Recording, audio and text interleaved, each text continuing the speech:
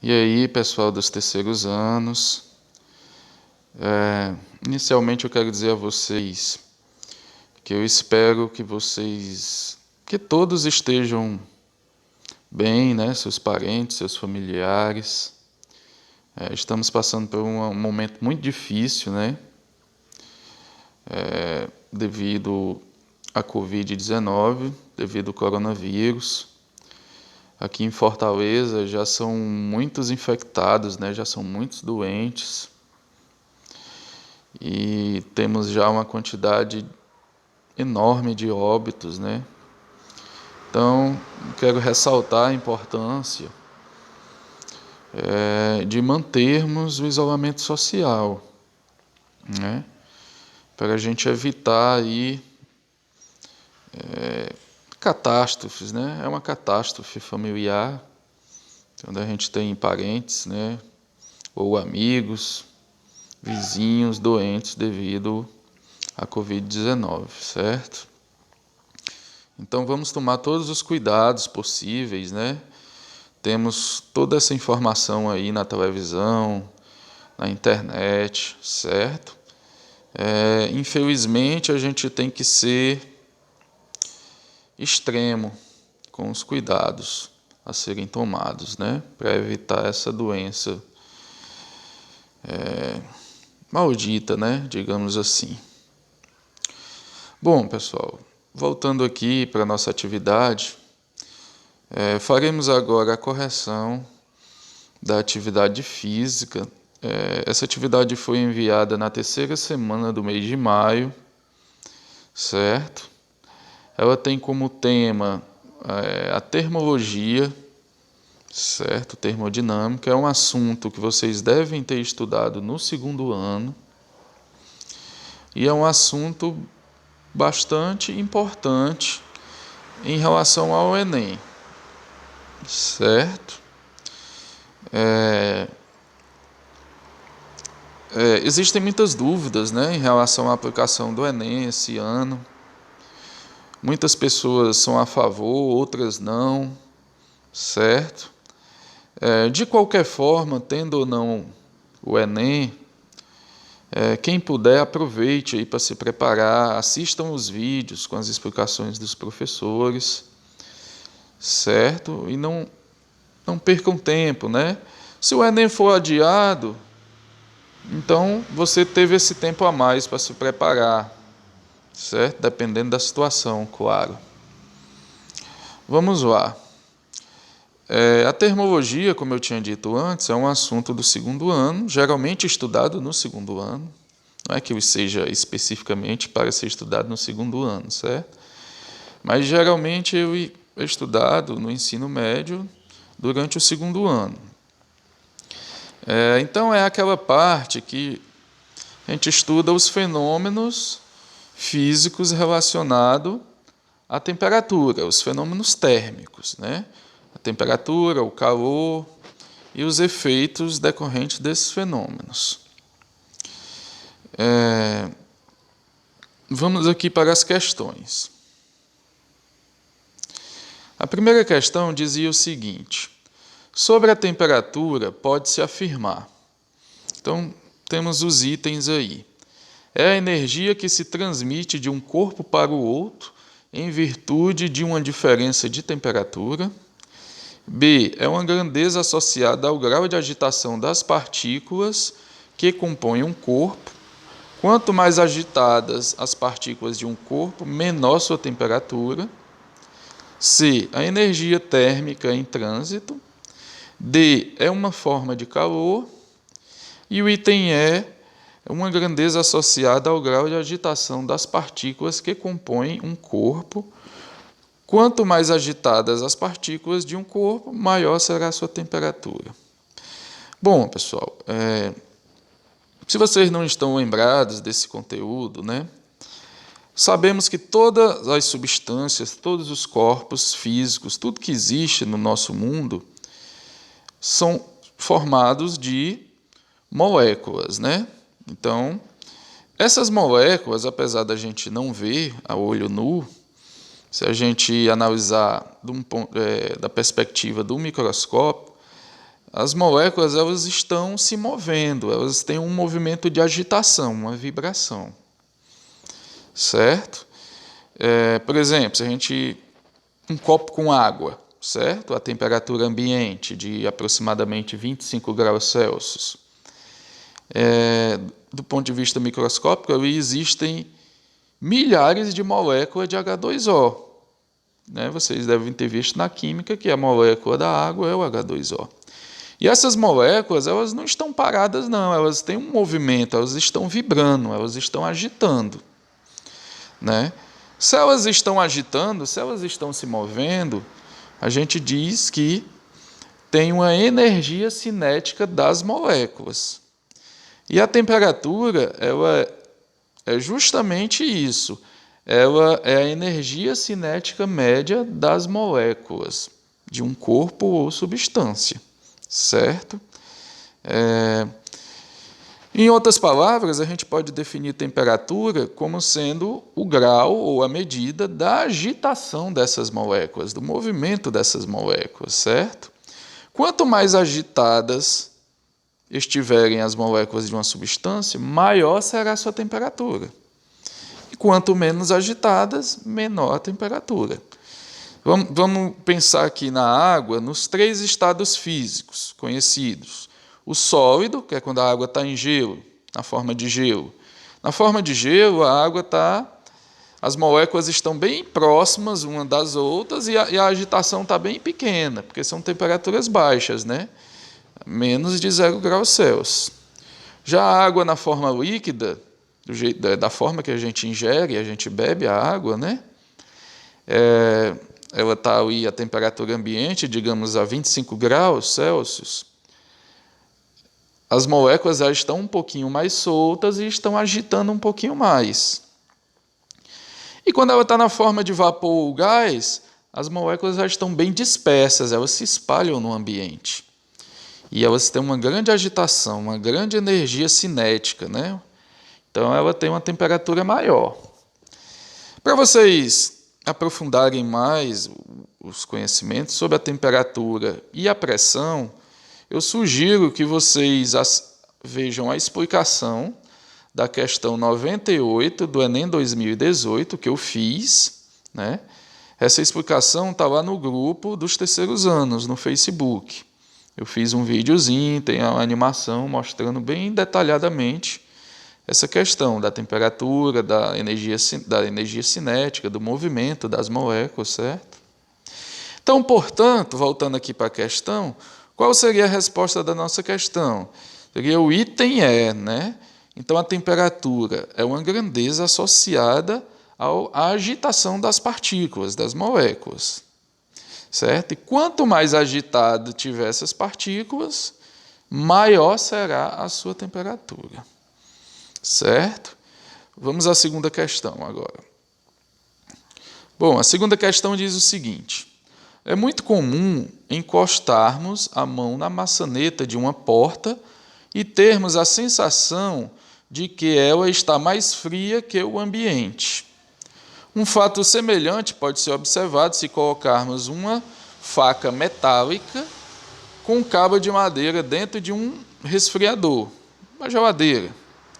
Após longo tempo, ao encostarmos uma das mãos na parte metálica e a outra na parte da madeira, sentimos a parte metálica mais fria, fisicamente, a sensação térmica mencionada é explicada da seguinte forma. Então, a gente tem uns itens aí. Por que é que isso acontece, né? Resumindo, se você pegar na parte de metal da faca, ela vai estar bem frio, né? Bem geladinho. Já se você pegar na madeira, não vai estar. Se for o cabo de madeira, né? Você não vai sentir bem geladinho, né? Bem frio. Por que é que isso acontece? Isso, pessoal, é o que a gente chama de sensação térmica, né? A sensação térmica ela não deve ser confundida com a temperatura. A sensação térmica ela é relativa à situação. Como a gente acabou de ver, né, a faca ela ficou bastante tempo na geladeira, entrou em equilíbrio térmico com o ambiente interno lá, adquirindo a mesma temperatura, só que para a gente, a parte metálica está mais fria do que o cabo de madeira. E isso não é uma verdade, isso é só uma sensação térmica. Um outro exemplo que a gente tem disso, vamos supor que você está dentro de uma sala de ar-condicionado há um certo tempo, então seu corpo está em equilíbrio térmico com a sala. Vamos supor, a 15 graus Celsius, né? Que é bem frio. Aí digamos que aí você pega e sai dessa sala, vai para um ambiente externo. Você tem a sensação de que o ambiente externo está quente, né? Tá mais quente do que comparado a uma pessoa que já estava nesse ambiente externo, certo? E o contrário também, se você vem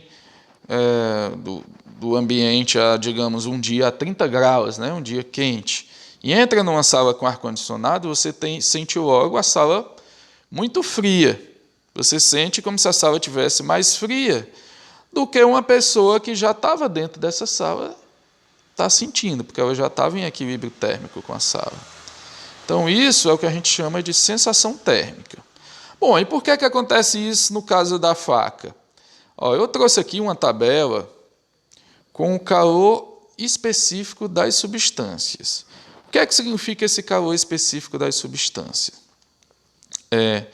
Quanto menor for o calor específico de uma substância, significa que esse corpo ou substância ele vai ter uma variação de temperatura. 1 grama dessa substância vai ter uma variação de 1 grau Celsius, digamos assim, mais rápido do que uma outra substância com um calor específico maior. Por exemplo, vamos ver aqui os dados para entender melhor. Se a gente observar, a água tem calor específico igual a 1, o gelo 0,5, o alumínio 0,21, a areia 0,20. O menor desses aí é o aço, né? Tem um calor específico 0, aliás, desculpa, o ouro tem um calor específico de 0,03. Isso significa que o ouro ele sofre uma variação de temperatura mais fácil do que qualquer uma dessas outras substâncias. Se a gente fornecer uma mesma quantidade de calor a todas essas substâncias, a que vai esquentar, né, o que vai elevar a sua temperatura mais rapidamente será o ouro, porque ele tem um menor calor específico. E qual é o que vai demorar mais, digamos assim, a sofrer a variação de temperatura desses aí? Será a água. Por quê? Porque a água tem um maior calor específico. Então, ela é a que demora mais a sofrer variações de temperatura, tanto o aumento como a diminuição da temperatura. Certo? Então, voltando aqui para a questão, qual seria o item correto? O item correto é o item D, né? A madeira retém mais calor que o metal, né? Como a gente acabou de ver aqui, o calor específico, a madeira ela perde menos calor do que o metal, certo? Isso significa dizer que ela deve ter um calor específico maior do que o metal. Então, por isso que ela sofre uma variação de temperatura menor do que o metal, certo? Então, quem marcou o item D acertou essa questão, né? Vamos à terceira questão. Em dias frios, é comum ouvir expressões como esta roupa é quentinha, ou então feche a janela para o frio não entrar.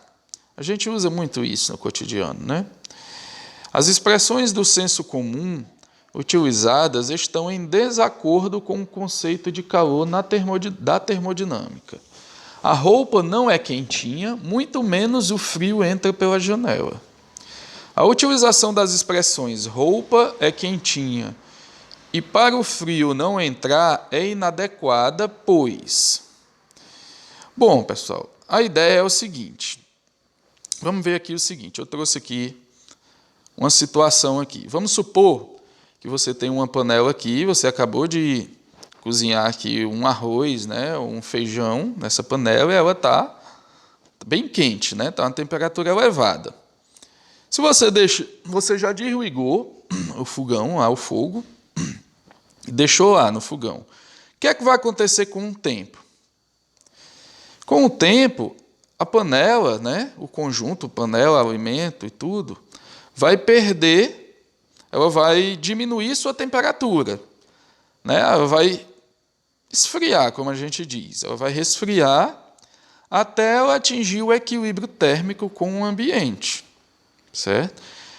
Já que a sua temperatura diminuiu, né, dizemos que, na realidade, para isso acontecer, dizemos que a energia térmica da panela e do conjunto aí com o alimento foi diminuída, né? Se a temperatura diminuiu, a energia térmica diminuiu, a energia cinética média das moléculas diminuiu. Para que isso ocorra, significa que foi perdida uma energia para o ambiente. Essa energia perdida para o ambiente é o que a gente chama de calor, certo? Outra situação aqui, digamos que eu tenho aqui os cubinhos de gelo, você tirou lá da geladeira e botou na mesa da sua casa.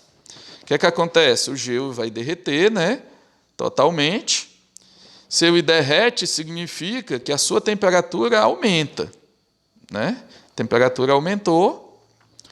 Então, se a temperatura aumentou, sua energia térmica, a energia cinética das moléculas aumentou.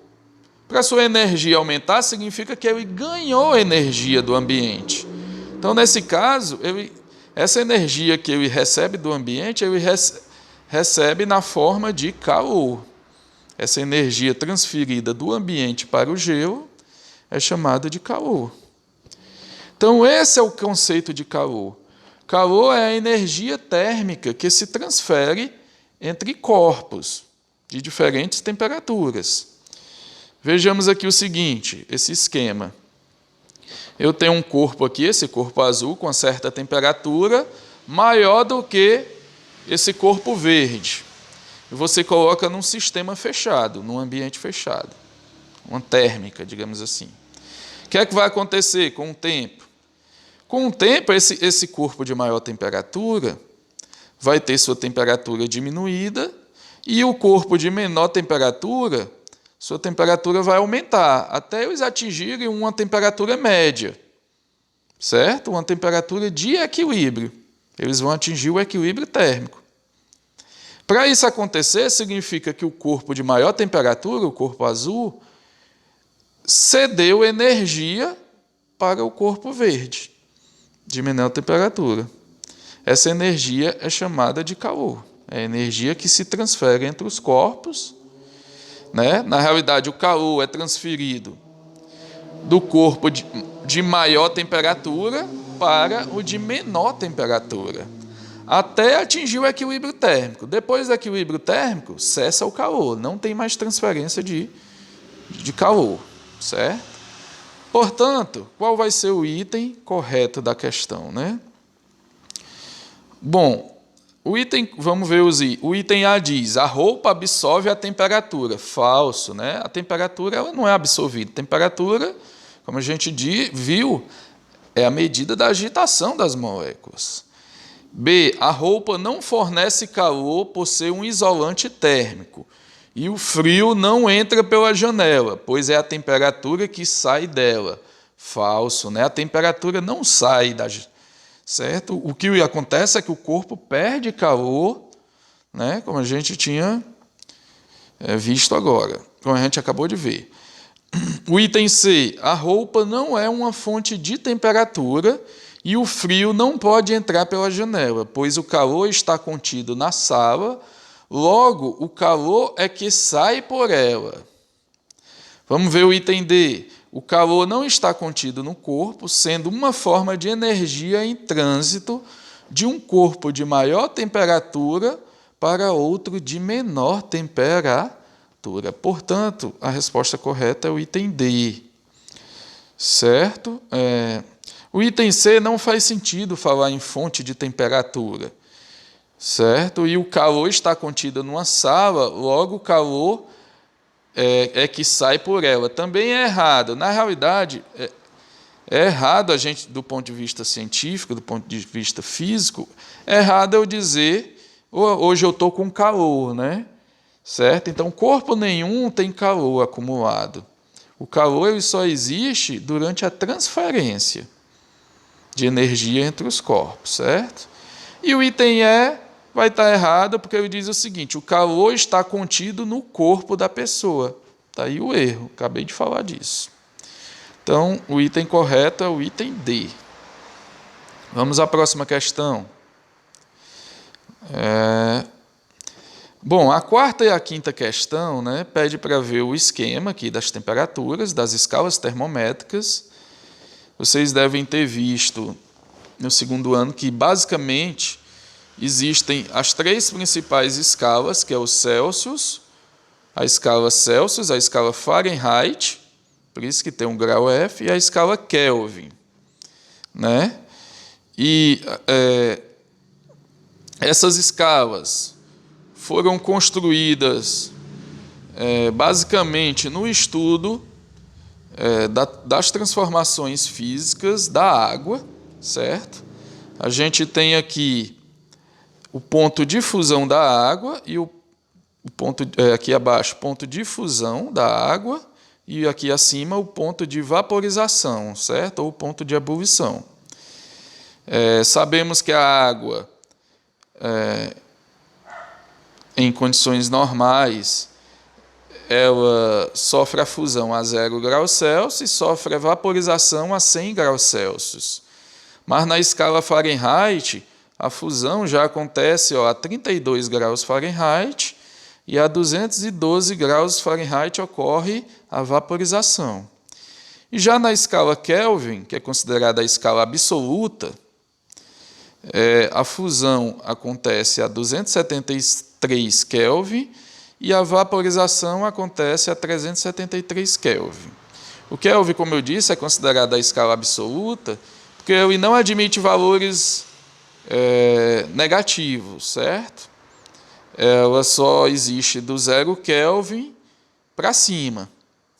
Só valores do 0 e os valores positivos, só admite valores positivos, certo? Na realidade, até hoje não se conseguiu chegar ao 0 Kelvin, certo? Com as experiências. Bom, o que é que a gente pode perceber mais aqui? Entre o ponto de fusão e vaporização, na escala Celsius há uma variação de 100 graus, né?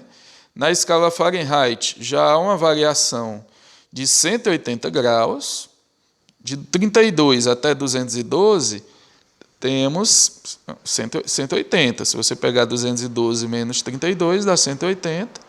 E na escala Kelvin a gente tem uma variação de 100 graus Kelvin, né? De 100 Kelvin, na realidade, 100 Kelvins. Então, percebemos o seguinte, que em termos de variação, a variação na temperatura Celsius ela equivale à mesma variação na temperatura Fahrenheit, certo? Vejam bem, cuidado, eu estou falando de variação. Como assim, professor? Vamos supor que um corpo teve um aumento de temperatura, foi aquecido de 10 graus Celsius. Então, esse aumento também foi de 10 kelvins.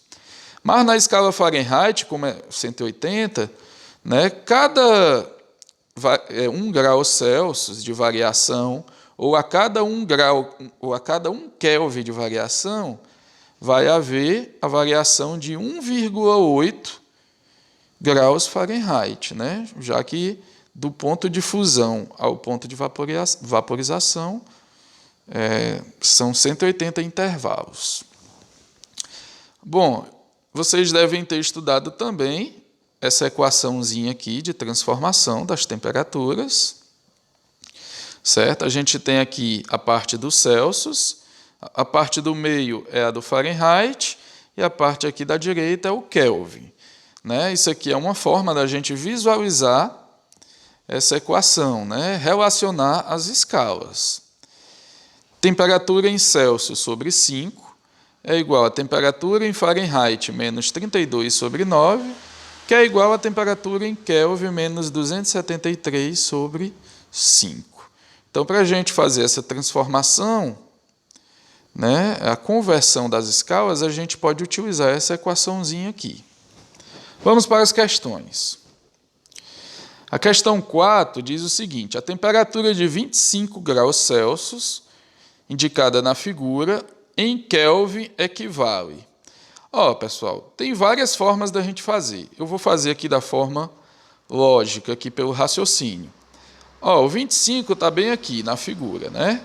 Do 0 até o 25, a gente tem uma variação de quanto? De 25. Então, como eu tinha dito, a variação em Celsius é a mesma do Fahrenheit, do Kelvin. Então, aqui na escala Kelvin, você tem também uma variação de 25. Só que a escala Kelvin partindo do 273. Então, se você pega 273 mais 225, ou mais 25, a gente vai ter o quê? 298 kelvins. Bastava você pegar os 25 e somar mais 273, que dá 298. Então, o resultado aqui é o item D, certo? Mas vamos resolver a questão utilizando a equação também, para a gente exercitar. Bom, a questão envolve Celsius e Kelvin. Então, essa parte do Fahrenheit a gente esquece. Eu vou igualar temperatura em Celsius sobre 5 igual a temperatura em Kelvin menos 273 sobre 5. Como a temperatura em Celsius é 25, substituindo aqui, fica 25 sobre 5 igual a TK menos 273 sobre 5. A gente tem uma igualdade aqui, uma equação, né? Com denominadores iguais em ambos os lados, a gente pode cancelar os denominadores, e esse 273 está negativo, a gente joga para cá e ele vem positivo. Fica 25 mais 273 igual a temperatura em Kelvin. Somando 298. Chegamos ao mesmo resultado do item D, certo? Então, resumindo, se hoje a temperatura estiver em torno de 25 graus Celsius, no termômetro em Celsius, num termômetro graduado em Kelvin vai estar marcando 298 kelvins. Certo, pessoal? Também vocês puderam observar, né, que você pode fazer utilizando o raciocínio matemático ou pode utilizar a equação. Então, você decide aí a forma melhor. Vamos à quinta e última questão.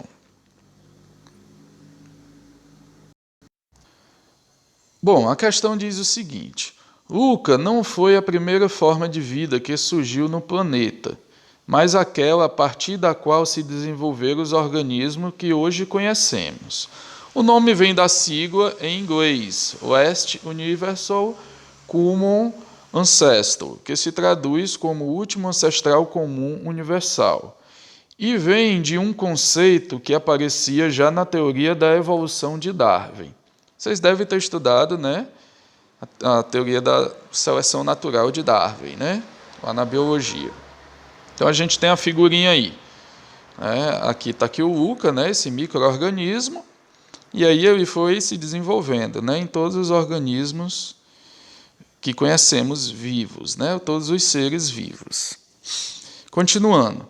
Ainda que não haja evidências físicas, como fósseis, desses organismos, estima-se, pelas características do planeta naquela etapa primitiva de desenvolvimento, que eles viviam em lagos geotérmicos com temperatura maior que 90 graus Celsius. Assim, de acordo com os cientistas, os ambientes geotérmicos de desenvolvimento do Luca têm temperaturas maiores que...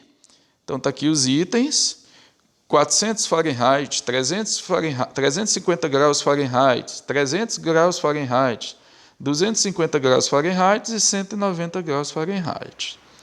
Então, pessoal, é uma questão que a gente vai ter que fazer a transformação da escala Celsius, os 90 graus Celsius, para a escala Fahrenheit. Então, vamos utilizar aquela equação lá em cima. Aqui eu vou voltar para a gente ver. Vamos pegar a parte de Celsius com Fahrenheit. Vamos esquecer o Kelvin, certo? Vamos pegar a temperatura em Celsius, que é o 90, sobre 5. Aqui, ó, 90 sobre 5. Igual a temperatura em Fahrenheit, TF, menos 32 sobre 9. Se você dividir 90 por 5, vai dar 18, certo? E esse 9 a gente passa para lá multiplicando, já que ele está dividindo. Então, ficou ó, 18 vezes 9. O menos 32 passa somando, mais 32, igual a temperatura em Fahrenheit. Fazendo essa conta, se você fizer aí 18 vezes 9, vai dar o quê? Vai dar 162, 162 mais 32, 194 graus Fahrenheit. Né? Então, 90 graus Celsius equivale a 190 graus Fahrenheit. Então, qual é a resposta aqui da questão? A resposta é o item E, né? São temperaturas maiores que 190 graus Fahrenheit. 194 já é maior do que 190. Certo, pessoal? Bom, pessoal, assim a gente encerra essa atividade, essa correção. Eu espero que vocês tenham compreendido aí os conceitos tratados, né, e essa matemática envolvida, certo? Quaisquer dúvidas, podem me procurar aí nas redes sociais ou lá pelo grupo do Facebook dos terceiros anos. Acompanhe os vídeos que eu estou sempre postando lá de resoluções das questões do Enem, que é bastante importante, como eu disse inicialmente, vocês têm que procurarem se preparar, né? Independente do Enem seja adiado ou não. E até as próximas atividades. Até mais.